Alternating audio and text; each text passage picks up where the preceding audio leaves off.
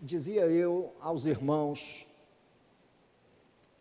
aliás, antes de eu começar a fazer a minha fala hoje, nessa manhã, a mensagem dessa manhã, deixa eu convidar você para uma palavra de oração. Senhor, ilumina o texto, para que nós captemos diretamente da fonte, ó Deus, quais são as suas instruções para uma igreja local como a nossa, que está reunida nesse domingo com a finalidade de te buscar, de oferecer-te culto e ouvir uma palavra que alimente a alma. Nós oramos para que o seu Espírito Santo, iluminando, ó Deus, o texto, traga-nos aos pontos corretos sobre o que nos preocupar em qualquer tempo da história, quando a matéria é a igreja local. Santo Deus, em nome de Jesus, abre o nosso entendimento, mais uma vez ilumina o nosso coração e que nós sejamos tomados por um espírito de sabedoria e de conhecimento em Jesus Cristo, para não somente lermos a sua palavra e ouvirmos a exposição, mas sermos leais e fiéis praticantes dessa palavra, em nome de Jesus. Amém. E amém. Abra comigo lá em 1 Tessalonicenses, capítulo 1. Primeira carta do apóstolo Paulo aos Tessalonicenses, capítulo 1. Eu dizia em tom introdutório aos irmãos, há alguns minutos atrás, que nós podemos facilmente encarar todo o exercício da fé cristã como sendo parte de uma obrigação de domingo. Isso pode estar integrado a nossos hábitos de vida, o vir e comparecer diante do Senhor aos domingos para cultuá-lo e ouvir a sua palavra. E mesmo assim podemos perder de vista quais são os grandes temas a respeito dos quais uma igreja precisa se preocupar. Numa época em que nós temos todo tipo de igreja para todo tipo de gente, para todo gosto. A igreja virou um balcão de negócios, como de uma mercearia, e os seus clientes normalmente comparecem com o fim de ter as suas necessidades atendidas pela igreja. A igreja virou um espaço de atendimento público. E muita gente diz a respeito da igreja, eu gostei ou não gostei da igreja, ou eu gostei ou não gostei do culto, como se a fé cristã, ela fosse... Um minuto, desculpa. Alô? Está me ouvindo bem aí? Tá? Como se a fé cristã fosse uma mercadoria da qual nós nos servimos. E com isso nós vamos lentamente nos afastando da ideia de quais são os principais temas que nós, como cristãos, devemos ter diante dos nossos olhos quando frequentamos uma igreja, quando nos amembramos a ela, quando nos tornamos parte da sua membresia. Quais são os elementos orientadores para uma igreja local? Nós elegemos esse mês de aniversário como sendo um mês em que nós demoraríamos um tempo grande sobre a carta aos Tessalonicenses e especificamente sobre a igreja na cidade de Tessalônica. A cidade de Tessalônica foi a segunda igreja da Macedônia, ou a segunda cidade da Macedônia, que Paulo entrou com o Evangelho. Ele viaja, como os irmãos não sei se lembram, mas ele viaja de Troade para Filipos. Em Filipos acontece todo o desenrolar de plantação da igreja lá em Filipos. O capítulo 16 de Atos nos informa tudo o que aconteceu, e no capítulo 17 é Paulo se movendo de Filipos para Tessalônica. Nós gastamos um tempo na semana passada tentando edificar esse cenário histórico na cabeça dos irmãos, e nós fomos expostos ao que aconteceu em Tessalônica. A palavra de Deus chegou nessa cidade e causou um grande alvoroço.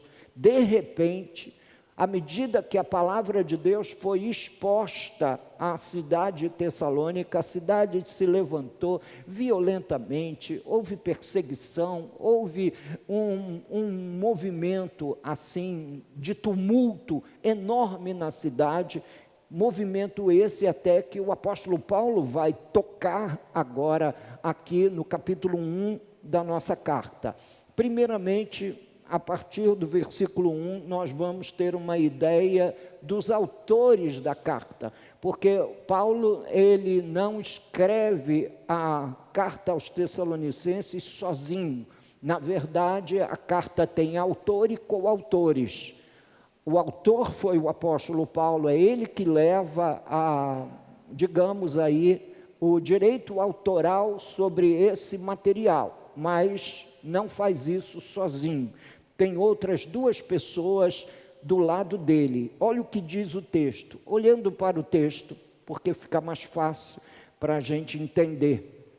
Diz o texto: Paulo, Silvano e Timóteo, a igreja dos Tessalonicenses em Deus Pai e no Senhor Jesus Cristo, graça e paz a vós outros. Portanto, nós temos três personagens que aparecem como colaboradores para que a carta aos Tessalonicenses fosse escrita. O primeiro deles é Paulo. Talvez apareça em primeiro lugar exatamente por conta de ter sido o principal autor da carta, mas em alguns momentos, em alguma altura da carta, Silvano e Timóteo acabam por trazer alguma contribuição para a carta. Eu acredito que essa pequena lista de três pessoas está em ordem de contribuição, é o que o texto pode nos dar uma ideia, Paulo, Silvano e Timóteo, ou talvez pela idade, do mais velho ao mais jovem. Paulo, Silvano e Timóteo. Aqui não tem um grau de importância para a igreja ou um grau de importância local. É Paulo, Silvano e Timóteo, e essa ordem me parece ser ordem segundo a faixa etária deles. Primeiro, Paulo, mais velho, o discipulador, o grande missionário no meio dos Tessalonicenses, ajudado aí e suportado por Silvano e Timóteo. Agora, ao que de fato nos interessa de forma mais relevante, os assuntos da carta vão aparecer aqui nesses próximos 8 versículos, para os quais eu chamo a sua atenção, Bíblia aberta. Damos sempre graças a Deus por todos vós. Uma boa igreja deixa no coração de cada pessoa que dela participa um sentimento de gratidão. Olha, eu dou graças a Deus porque achei aquela igreja para congregar com a minha família. Eu dou graças a Deus por aquele povo, que é um povo tão sério com as coisas de Deus. Eu dou graças a Deus que no meio de toda essa guerra e crise de integridade que nós encontramos no meio evangélico, afinal nós encontramos uma igreja séria, que leva o evangelho a sério, que conduz o seu povo ao longo das Escrituras. Boas igrejas, meus queridos irmãos, inspiram-nos a dar graças a Deus. Então, eu não sei como é você, mas todas as vezes que eu tenho a oportunidade de orar e passo a minha oração em favor do rebanho, eu dou sempre graças a Deus, e no momento em que estou dando graças a Deus, assim, figuras da membresia da igreja vão aparecendo, rostos vão aparecendo na minha memória, e aí vou dando graças a Deus. Senhor, obrigado pelos diáconos da igreja, Senhor, obrigado pelos homens da igreja, os obreiros, os servos do Senhor, os que estão seriamente envolvidos com a causa de Cristo. Depois, obrigado pelas famílias da igreja, pelos pais, pelas mães, pelas crianças, pelos adolescentes, e aí começo a me perder e aí perder no bom sentido, eu começo a entrar por essa trilha de agradecimento ao Senhor pela igreja. Obrigado pelas pessoas que estão envolvidas nos ministérios. Por exemplo, eu não sei se você, sentado aí, consegue dimensionar a importância de um professor da escola bíblica dominical. Eu não sei se você consegue dimensionar, meus queridos irmãos, o carinho que esses irmãos, essas irmãs têm pelas crianças da igreja, pelos filhos dos irmãos. É algo realmente comovente.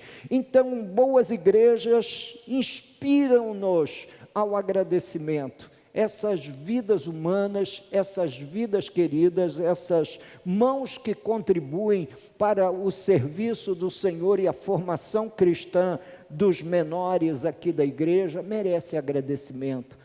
Merece agradecimento a gente louvar a Deus quando a gente ouve os instrumentos sendo tocados. Tem a participação do teclado, um instrumento de corda, depois o instrumento de percussão, e quando esses instrumentos são tocados e a voz da congregação aparece no cenário do culto, isso é digno de dar graças a Deus. Eu dou graças a Deus por cada uma dessas pessoas. Mas havia algo que Paulo recordava e que alimentava esse sentimento de ação de graças. Versículo 3, lê comigo. Recordando-nos diante do nosso Deus e Pai, primeiramente, da operosidade da fé. Segundo lugar, abnegação do vosso amor. E terceiro lugar, a firmeza da vossa esperança em nosso Senhor Jesus Cristo. Se você observar, são as três virtudes teologais: amor, fé e esperança. Ou na ordem que aparece aqui na carta aos Tessalonicenses, fé, amor e esperança. A ordem dos fatores não altera o produto. São as três virtudes teologais: a fé, a esperança e o amor. Escrevendo aos Coríntios, Paulo disse: o mais importante é o amor. Mas nós não podemos desprezar o valor de uma fé operosa. Ou seja, a fé não era apenas uma questão teórica para eles. A mensagem ouvida não era apenas teologia gritada do púlpito ou pronunciada do púlpito. Na verdade, era uma fé que os levava a operar como igreja local. Ou seja, toda igreja tem uma missão, essa missão precisa ser alcançada. A missão é fazer discípulos de todas as nações, e todos os cultos da igreja, ou todas as reuniões, são oportunidades da gente discipular, da gente ensinar para as pessoas o caminho de Deus, ensinar às pessoas o conteúdo da fé. Essa fé não era uma fé labial, era uma fé que transbordava para a ação, como disse Tiago na sua carta, que a fé sem obras é o quê? É morta. Então não era uma fé só labial, não era uma fé do tipo, eu creio e acabou. Não, a confissão é uma parte importante da operosidade da fé, mas a operação da fé transborda para a missão e transborda também para a devoção. Foi o assunto que nós falamos ontem durante o nosso encontro Teodox aqui no café da manhã, organizado pela igreja. Então, pela operosidade da vossa fé, o amor não era somente um amor da boca para fora. Mais uma vez eu volto a essa questão do simplesmente amar de palavra. Por exemplo, se eu lhe perguntar se você me ama, é óbvio, pastor, que eu amo você, afinal eu te suporto esses 28 anos aqui na igreja por força do amor, não é? Não, mas a ideia é de um amor abnegado, é um amor resistente ao sofrimento, é um amor que leva a gente ao sacrifício, não é? Ao sacrifício. Um dos grandes sacrifícios que a gente faz por amor é o sacrifício do sustento da vida comunitária, através dos nossos dízimos e ofertas.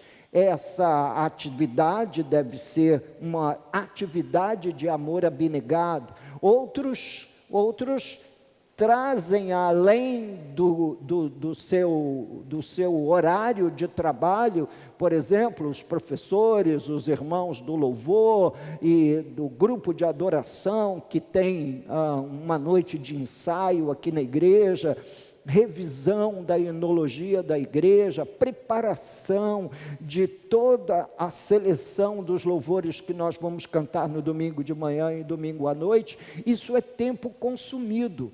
Isso é tempo gasto sobre o trabalho do Senhor para a bênção e para o serviço de Deus na sua comunidade. Isso precisa ser um objeto, isso precisa ser fruto do amor, e um amor abnegado, um amor que coloca nas mãos de Deus a vida e que oferece a Deus realmente esse investimento de vida. O amor abnegado e a esperança. Qual é a esperança nisso? É que Deus nos honre nesse momento? Não, a esperança em nosso Senhor Jesus Cristo, aquela esperança que nós contemplamos no coração de um dia estarmos com Ele e vivermos com Ele para sempre. Essa é a grande expectativa do crente. O resto, meus irmãos, a vida aqui nesse segmento, meus queridos, é uma vida que vai experimentando as mais diferentes formas de aflição. Foi o que Jesus nos disse. Ele disse: no mundo tereis aflição. Em outras palavras, essa vida que vivemos na carne é uma vida que nos reserva a muitos momentos em que nós podemos até mesmo perder o fôlego, tal a aflição que estamos a viver. Mas a verdadeira esperança que toma conta do crente não é simplesmente deixar de ser aflito, deixar de viver sob esse horizonte da aflição, mas é, na verdade, meus queridos irmãos, ter uma vida que verdadeiramente esteja confirmada na glória celestial, vivida para a glória, para a honra e para o louvor do Senhor. Versículo 4: reconhecendo, irmãos amados de Deus, a vossa eleição. A eleição, ela é reconhecida através da maneira como nós lidamos com a fé, com o amor e com a esperança. A fé operosa, não somente de palavras, o amor abnegado, que nos leve, às vezes, até mesmo a algum sacrifício, e a esperança que está em Cristo Jesus, reservada em Cristo Jesus na eternidade. A maneira como nós vivemos essas 3 dimensões da vida cristã é, na verdade, um grande indicativo que fomos salvos por Cristo, eleitos antes da fundação do mundo, reconhecidos em Cristo Jesus, mesmo antes de nascermos.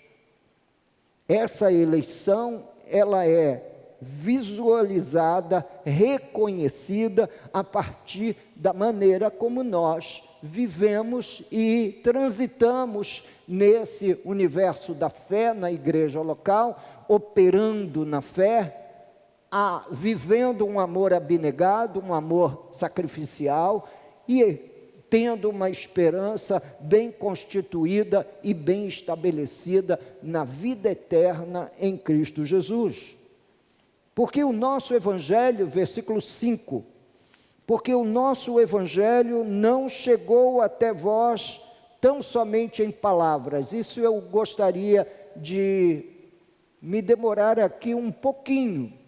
O nosso Evangelho não chegou até vós tão somente em palavras, mas, sobretudo, em poder, no Espírito Santo e em plena convicção, assim como sabeis ter sido o nosso procedimento entre vós e por amor de vós. Nós estamos numa série que visa despertar no coração de todos os irmãos e membros da igreja a proposta de que os dias de milagres, os dias de operação poderosa do Espírito Santo no seio da igreja não cessaram. Esses dias continuam vivos como Deus está vivo entre nós. E o apóstolo Paulo faz menção disso, dizendo que quando o Evangelho chegou em Tessalônica, não chegou somente através do discurso de que Deus se fez presente na pessoa do seu Filho para morrer na cruz do Calvário e sacramentar definitivamente a sua obra de redenção, que esse mesmo Jesus ressuscitou dentre os mortos e do céu voltará, como tem prometido aos seus eleitos. Eu acredito nisso, mas o apóstolo Paulo está dizendo que existe um lado discursivo do Evangelho, mas existe um lado prático da fé. E esse lado prático da fé é exatamente com essa demonstração da ação do Espírito Santo no seio de uma comunidade. Essa demonstração precisa ser experimentada, desejada, ansiada pelos irmãos, e quando os irmãos estiverem em oração, quando estiverem nos seus momentos pessoais de culto a Deus, de louvor a Deus, devem em todo momento pedir a Deus para que a sua vida possa ser derramada em favor do Senhor na sua igreja local, tendo uma fé operosa. Portanto, sejam ousados na exposição do Evangelho, na fala do Evangelho, mas sejam ousados também, ou igualmente, meus queridos irmãos, na demonstração do Espírito e do poder. E o que é a demonstração do Espírito e do poder? Quando se apresentar uma dificuldade qualquer, meus queridos, tenham dentro do coração que não existem impossíveis para Deus. A única coisa que existe em Deus é a sua suprema e soberana vontade, não impossibilidades. Então, orem. Diante de algum membro doente na família, orem, imponham as mãos, orem com autoridade em nome de Jesus, orem, meus queridos irmãos, na expectativa de ver verdadeiramente Deus usando os irmãos no dia a dia, seja a nível da família, seja a nível também da sua vizinhança. A vizinha de repente caiu doente, e aí, sabendo que você é crente, disse para você: olha, peça a sua igreja para orar. É óbvio que a igreja pode orar e vai orar, mas é muito mais importante que você, na cena do evento, parte da cena do evento, não se omita de corajosa e ousadamente impor as suas mãos e fazer a oração da fé em favor do enfermo, para que Deus cure, para que o nome do Senhor seja glorificado naquela vida. E, portanto, toda vez que nós vamos pregar o Evangelho, existe esse lado discursivo e existe esse lado prático, para o qual muitos de nós, às vezes, se recolhem, imaginando: eu não sou uma pessoa, afinal, tão espiritual assim, e Deus vai usar a mim para orar pela minha esposa, pelo meu marido, pelo meu filho. É melhor eu esperar o próximo culto e levá-lo à igreja, porque talvez lá os obreiros possam orar por ela, ou possam intervir nessa situação, e o Senhor possa definitivamente curar e engrandecer seu nome. Mas eu volto mais uma vez a tocar nessa tecla. Tem o lado discursivo do Evangelho, que é o lado proclamatório do Evangelho, e tem o lado do poder.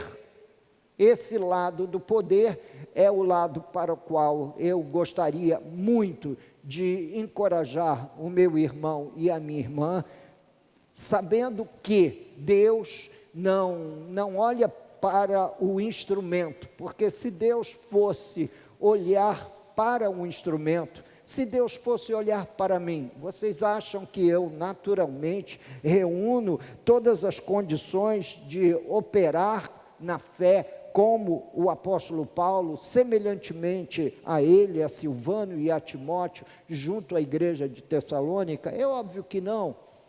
Eu também reconheço as minhas fraquezas e limitações. Isso aqui não está baseado na limitação humana. É por isso que, antes de você ser uma testemunha do Evangelho, a Bíblia diz que você precisa receber da parte do Espírito Santo poder, mas recebereis poder ao descer sobre vós o Espírito Santo, e ser-me-eis testemunhas, tanto em Jerusalém, quanto na Judéia, como em Samaria e até aos confins da terra. Portanto, ser uma testemunha poderosa do Evangelho não é só conhecer a trilha narrativa do Evangelho. Olha, Deus se fez carne na pessoa de seu Filho unigênito, Ele morre na cruz do Calvário, sangra por nós, seu sangue nos compra, nos alivia a pena, meus queridos, porque estávamos completamente condenados, estávamos culpados por conta do pecado cometido. A morte seria a nossa sentença justa, mas Deus, na sua infinita graça e misericórdia, envia seu Filho, e pelo poder desse sangue sobre a nossa vida, nós somos revestidos da justiça de Cristo. Nós somos revestidos não da fraqueza de Adão, mas da justiça de Cristo. Esse é um movimento que acontece por força da fé, quando ouvimos a pregação do Evangelho e emprestamos fé nessa narrativa, mas não é tudo. A narrativa do Evangelho é uma parte existe a segunda parte, que é aquilo que o apóstolo Paulo diz aqui no versículo 5, para que eu chame a sua atenção. Olhe lá, o nosso evangelho não chegou até vós tão somente em palavra. Portanto, não foi somente a narrativa do Evangelho que foi pregada em Tessalônica e a coisa ficou por isso mesmo. Não, foi sobretudo, além da palavra, em poder, no Espírito Santo e em plena convicção, assim como sabeis ter sido o nosso procedimento entre vós e por amor de vós. Foi em poder, enfrentando todo o levante de uma cidade que queria arrastar Paulo para os tribunais e condená-lo, e não podendo, arrastaram Jasson. Os irmãos lembram, Jasson foi o anfitrião, foi o homem que hospedou os missionários na casa dele, é o chamado quartinho do profeta, foi o homem que disse, fiquem aqui, arriem suas bagagens aqui, nós vamos cuidar de vocês, enquanto vocês estiverem pregando a palavra de Deus aqui na nossa cidade. E por 3 semanas, 3 sábados consecutivos, eles estiveram falando aos judeus. Dali houve um grande alvoroço, uma grande confusão, e o apóstolo Paulo foi forçado a entender que toda resistência, aquela grande confusão, aquele grande levante que houve na cidade, foi obra do poder do Espírito Santo e não somente do discurso, da pregação, da narrativa do Evangelho. Os irmãos entenderam isso? Amém.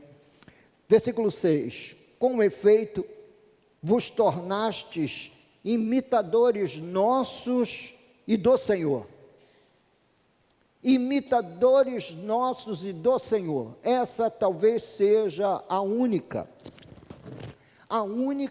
bíblica exigência para ser membro de uma igreja local.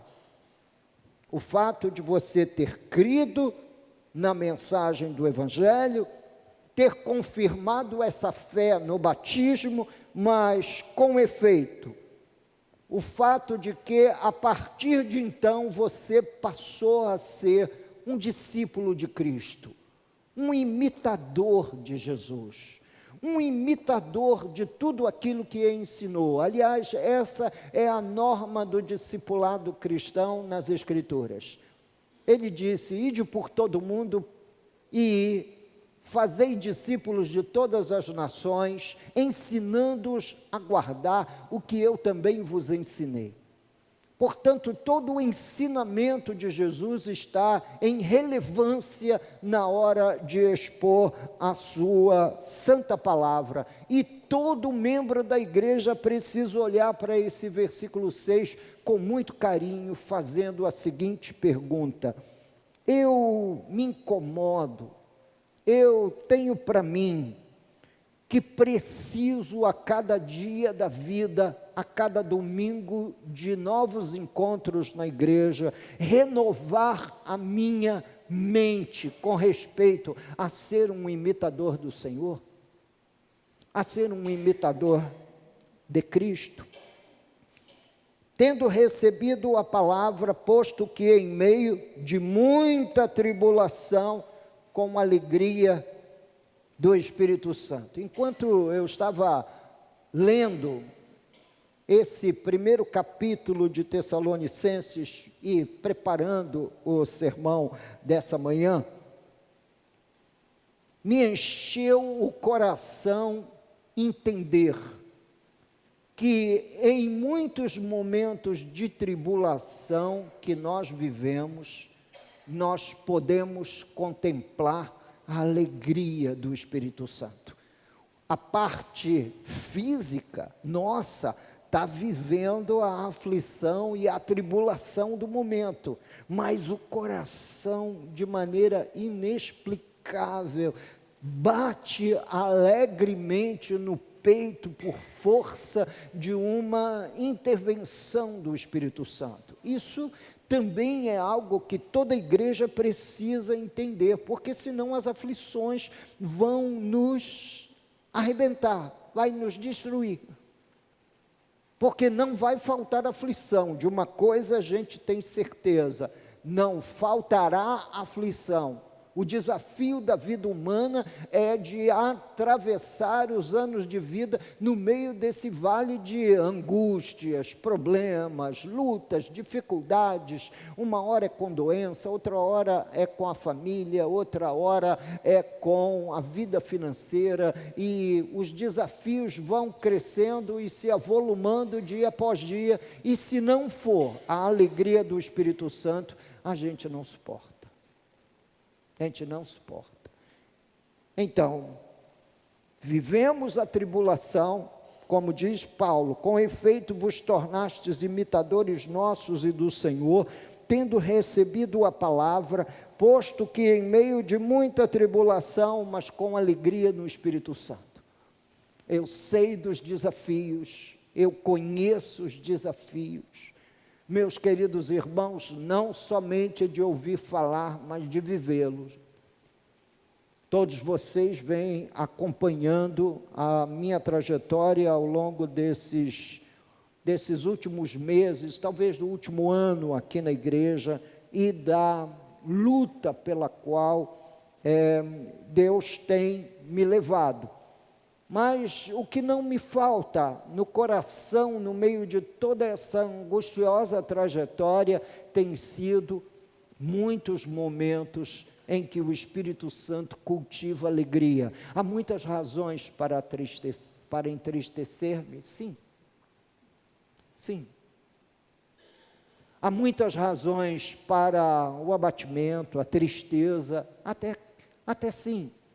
Mas em meio a todas essas angústias em que o Evangelho vem sendo anunciado e pregado, há uma alegria do Espírito Santo em ser parte do corpo de Cristo, em ser parte com os irmãos de uma igreja, de uma comunidade local, que busca não somente anunciar Jesus através da narrativa do Evangelho, mas busca também despertar os irmãos para esse lado poderoso de uma vida vivida debaixo da graça do Espírito Santo. Portanto, toda igreja local precisa encontrar essa alegria em meio à tribulação. Toda igreja local precisa encontrar no Evangelho a sua grande alegria, porque, irmãos, ao longo da vida, o que é certo, meus queridos, é que nós passaremos por aflições, mas tem de bom ânimo, animem-se. Há uma alegria provinda do Espírito Santo, uma alegria que você vai encontrar no Espírito Santo. E quando é que o Espírito Santo derrama esse gênero de alegria no nosso coração, pastor? É quando a gente está orando, a gente está reunido com a igreja, a gente está louvando a Deus, a gente está adorando, a gente sabe que do lado de fora há muita perseguição, há muita luta, muita dificuldade, há uma verdadeira guerra a ser travada, mas do lado de dentro há uma alegria provinda do Espírito Santo. Então deixa eu falar para você que anda como eu e como muitos no meio das suas lutas, entristecido, abatido, de alguma forma com o coração ferido por várias situações que vão tomando lugar no seu dia a dia. Deixa eu dizer para você que há uma alegria no Espírito, há uma alegria nesse encontro, há uma alegria no congregar, há uma alegria no orar, no cantar, há uma alegria no exercício público da fé, e a mesma alegria que apareceu na vida dos Tessalonicenses. Versículo 7, de sorte que vos tornastes um modelo para todos os crentes na Macedônia e na Acaia. Bem, nós sabemos e aprendemos no domingo passado que Tessalônica é uma cidade da Macedônia. Acaia é a região que abraça Atenas, a capital do Império Grego. Toda aquela região foi contaminada, no bom sentido, pela igreja de Tessalônica. Trocando em miúdos, se nós fôssemos ler essa carta à luz da ICNV Vila, nós diríamos: olha, de sorte que vocês, irmãos, se tornaram um modelo de cristão para toda Caxias e toda a Baixada Fluminense junta. Para toda Duque de Caxias e toda a Baixada Fluminense junta. Quer dizer, se tornar um modelo, um farol. Alguma igreja quer observar o que ela deve fazer, é se tornar um modelo de cristianismo. Como a igreja de Tessalônica foi para toda a região da Macedônia e da Acaia. Porque de vós, de onde, irmãos? De vós, ou seja, deles, repercutiu a palavra do Senhor, não somente na Macedônia e Acaia, mas também por toda parte. Paulo chega ousadamente a dizer que por toda parte se divulgou a fé para com Deus, a tal ponto de não termos necessidade de acrescentar coisa alguma. Em outras palavras, a fama era muito boa. Pastor, o que fazer para que a nossa igreja tenha uma fama como a igreja de Tessalônica? Uma fama boa, de sorte que a palavra de Deus vai se divulgando por todo lado. Tem uma igreja lá em Duque de Caxias, tem um corpo de discípulos lá na Vila São Luís, que anda mexendo seriamente com o fato de espalhar a mensagem de Cristo na cidade. Tem um corpo de cristãos lá que vem influenciando e por eles vem se divulgando a palavra de Deus, de modo que por todo lado se abre pontos de pregação, se abre expressões de pregação do Evangelho ao longo da cidade, através daqueles irmãos. Seus obreiros são pregadores do Evangelho, as irmãs são anunciantes do Evangelho por todo lado que vão. A cidade vem ouvindo a boa fama da igreja da vila por conta do compromisso que eles têm de imitar a Jesus e de divulgar a palavra de Deus por toda parte, de modo que a vossa fé para com Deus chegou a tal ponto de não termos necessidade de acrescentar coisa alguma. Verso 9, chegando ao fim do texto que nós propomos expor aos irmãos nessa manhã. Verso 9: pois eles mesmos, no tocante a nós, proclamam que repercussão teve o nosso ingresso no vosso meio, e como, deixando os ídolos, vos convertestes a Deus para servirdes o Deus vivo e verdadeiro. Essa é uma das mais evidentes formas de operação do poder de Deus. A quebra dessa corrente, dessa verdadeira opressão que os ídolos traziam àquela sociedade greco-romana, porque já era Império Romano, mas ainda funcionava sob a influência da cultura grega.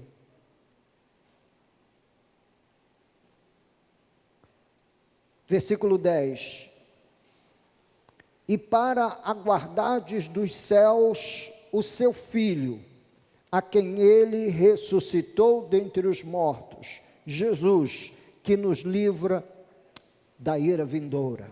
Eu termino falando dessa gloriosa esperança. Eles não tinham apenas a disposição de comunicar a fé, mas também, juntamente com a fé, declaravam da sua esperança. Eles aguardavam que dos céus viesse o Filho de Deus, Cristo Jesus, que ressuscitou dentre os mortos e que nos livra da ira vindoura. Ele virá da mesma forma como vimos subir, ele voltará. Essa esperança precisa estar permanentemente sendo despertada em nosso coração. Portanto, hoje nós temos uma rica fartura de elementos orientadores de uma igreja local nesse texto. Temos as 3 virtudes teologais: fé operosa, amor abnegado, esperança viva em nosso Senhor Jesus Cristo, presente no nosso coração, presente na nossa alma. Temos a disposição de anunciar um evangelho não somente da exposição narrativa, mas também na demonstração viva do Espírito e de poder que se manifestou em Tessalônica, quebrando todos os vínculos que aquela sociedade tinha com os ídolos mudos. Obviamente que não foi com a conversão de toda a cidade, mas com a conversão de uma boa parte de judeus e gentios que abraçaram a fé e que organizaram-se como igreja naquela cidade de Tessalônica. Versículo 6, só recapitulando com os irmãos: com efeito vos tornastes imitadores nossos e do Senhor, ou seja, tinham um compromisso em serem discípulos de Jesus, não somente ouvintes dominicais da palavra de Deus, mas operosos praticantes, de gente que estava realmente envolvido com a ideia de abraçar uma fé operante no meio de toda a tribulação que a vida lhes oferece. Finalizando, meus queridos irmãos, nós temos o santo compromisso de nos tornarmos imitadores de Deus nesse lugar e de sermos operosos praticantes da palavra do Senhor, dia após dia, à medida que o tempo for passando sobre nós e os efeitos do tempo se vir no nosso corpo, todavia não sobre o nosso coração, não sobre a nossa alma, não sobre o nosso espírito, mas todos os dias despertando no meio da tribulação para uma vida cheia de alegria no Espírito Santo. Amém, meus irmãos? Essa é a exposição desse capítulo 1, e essas são as porções orientadoras para nós como uma igreja local. Vamos ficar de pé? Senhor, obrigado